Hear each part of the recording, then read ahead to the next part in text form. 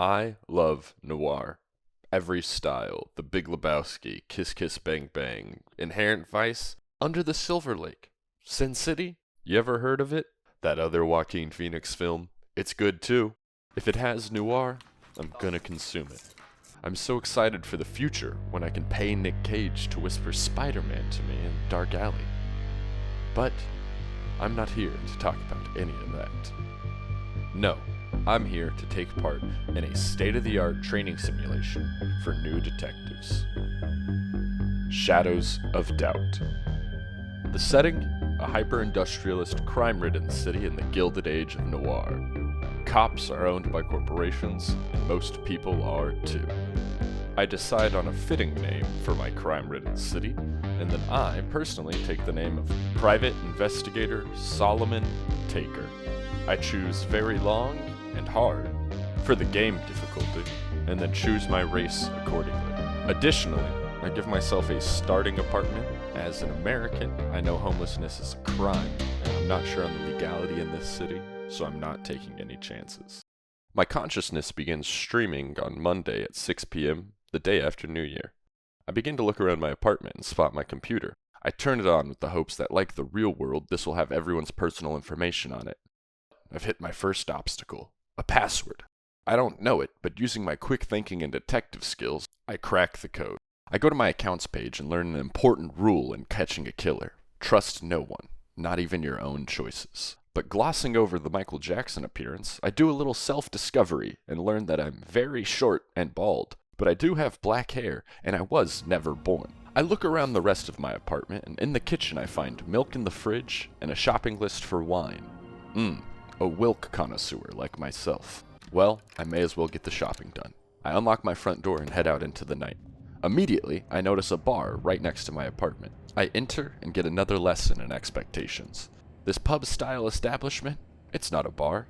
It's an Asian fusion restaurant that sells delicious treats for your mouth and nose. As I think, how smelly could it be? My scanner goes off. As I'm new to the city and don't know it well, I go to the nearby payphone and procure a city map. Realizing I'm just across the street from the apartment complex of the murder, I run over. Possibly I can get there before the police. As I'm rushing up the stairs, I realize I'm seconds too late. The police kick in the door as I stare ominously over their shoulder. They push past a shocked woman and begin to scan the scene. I take the chance to question the woman, but she's very reluctant to answer. A highly suspicious thing, if you ask me. But just then, like in real life, the police shoot her, unprompted. They must have agreed with my suspicions. Her next move makes me think drugs, as she stands up screaming, sounds the fire alarm, and then calmly exits the building. I decide to follow her and let the crime scene die down a little. She leaves the complex and takes a left. She crosses the street and then appears to nod off under some scaffolding, giving me enough time to sneak up and take her prints. I'll need these for the investigation.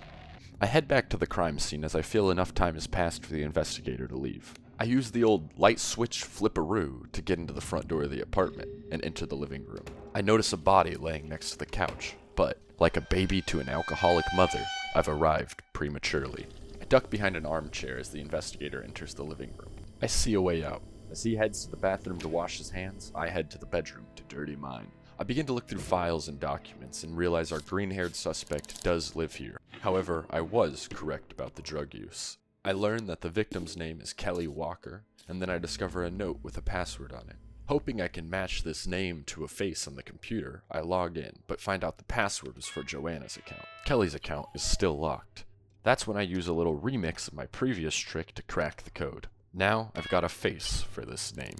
Leaving the study, I notice the safe, and using Joanne's code, I open it. Inside, I find out her drug problem is worse than I thought, and decide to help her with it. And take payment for the help, of course. I head back to the living room to examine the body. I confirm that it was Kelly Walker, and she was shot with a high-caliber rifle somewhere between 6:30 and 7:30 tonight. I check the windows for bullet holes, but find nothing. The killer must have used the same type of bullet as Lee Harvey. I head to their phone to check for recent callers, but there were none. Then, while calling to get the number of this phone, the automated voice says it a little too loud, alerting the guard outside. I run to the closet of the living room and hide out while he checks the area. As I step out, I notice the scene has been entirely contaminated and is useless now. Disgusting! So, I leave. I head down to City Hall and do my least favorite part of the job, the bureaucracy, and get a case form. As I leave City Hall, I remember what I have in my pocket and head to the pawn shop to liquefy my recently acquired asset. Focusing back on the case, I decide to check the roof of the industrial building across the street from the victim's apartment. Perhaps the sniper took a shot from there. As the front door is locked, I enter the building through its ventilation system. I make my way to the staircase and head to the top. Disappointingly, I discover there is no way to access this building's roof. Easily disheartened, I decide the next step in this case is to go get drunk at the nearby hotel's bar. Coincidentally, the bar happened to be on the roof of the hotel. So, I did some sightseeing, and this made me come to a good realization. The city's afraid of me. I've seen its true face. The streets are extended gutters, and the gutters are full of blood. Maybe instead of looking up, I should be looking down. I followed through with this plan by looking up businesses located in the basements of buildings, and breaking into them hoping to find a gun dealer who possibly sold the rifle or ammunition to the killer. The first pick I had was Reliable Crafts and Hardware. Perhaps they sold the hardware my killer needed. Upon breaking and entering, I realized it was a bust, as this was a pawn shop. But I then quickly learned it wasn't a complete bust, and acquired a few more assets for future liquidization. I continued with the idea that hardware stores and basements didn't sell tools, and went with Sink Hardware Store next. Based on the location of the business, I felt like I was in the right area, and then, knocking on the door and taking a peek inside, I realized I was. But that's where the luck ran out. The man denied me entry at request of a password and slammed the door in my face. I took that as a sign of how the rest of the investigation would go tonight, and went home to get some rest. I woke up hungrier and thirstier than Chet Hanks' dad in that movie about the volleyball. So, I headed down to my local diner to pick up a breakfast of a detective, a coffee and a bucket of fried chicken. I spilled the rest of my coffee when I got mad at big words and then attempted to make a three-pointer with my chicken bucket. It missed. Before leaving, I decided to ask the cashier lady about some of the big words I saw on that board earlier. She acts strange in response and hands me a photo of an alleyway, telling me she wants nothing to do with it. I don't know what to do with it, so I leave. I head back to the gun store, hoping they'd be closed during daylight hours. Luckily, no one's there, but the door is locked, so I check the neighbors, hoping I can get in and get through a vent. Oh shit! A ghost! Luckily for me, a paranormal assistant opens the door to the gun shop. I enter the building and turn the lights off and close the door behind me, because I'm being sneaky. I find the sales ledger right next to the register. I open it and discover two names, Kyra and Chris, both purchased rifles recently. Being too lazy to check with people around the city for these names, I decide to get a little government assistance. I make my way back to City Hall and sneak into one of the Enforcer Division offices. I plan on using the computer here to access the government database with information on all the citizens. I'm blocked by a password. Luckily for me, right outside of this room, there's a vending machine that sells computer code crackers. I buy one, go in, turn off the lights, close the blinds, and log on to the database. I look up the names Chris and Kyra. Luckily for me, there's only one of each, Chris Law and Kyra Nance. I take down their addresses and get off the computer. I leave it logged in for possible uses later. First on the list is Chris Law. He lives in the Petal Hotel, which is right next to City Hall, so I head on over and head up to his room. I knock on the door and he answers. He doesn't appear like a killer. Morning. And he really does love plants. This lowers him in my suspicion, so I leave him standing there in his briefs and make my way to Kyra Nance's apartment. In what I determine a suspicious coincidence, it is located in the same industrial building I was trying to check the roof of initially. I reach her residence and knock on the door. No one appears to be home, so I take it upon myself to enter. I find a note mentioning her work hours and that she's an enforcer, which makes me hesitate continuing the search, but I press on. Not a moment after deciding that, I hear the front door open. Kyra's home. I make my way to the back of the kitchen and into the bedroom. I realize this apartment is a circle, so I wait for her to enter the kitchen and then leave through the front door. As I'm unsure how long she'll be home, I decide to take a stroll around the city. As I turn onto one of the streets, I notice this image is very familiar. It's the image from the picture. Searching around, I find a briefcase behind some boxes. I open it up to get information about a mark I need to photograph. I decide this is a good thing to take my mind off the case for a little bit, so I look at the information provided. They give me the name Shota Okamoto, and that they're the head chef of Happy, the Asian fusion restaurant I live by.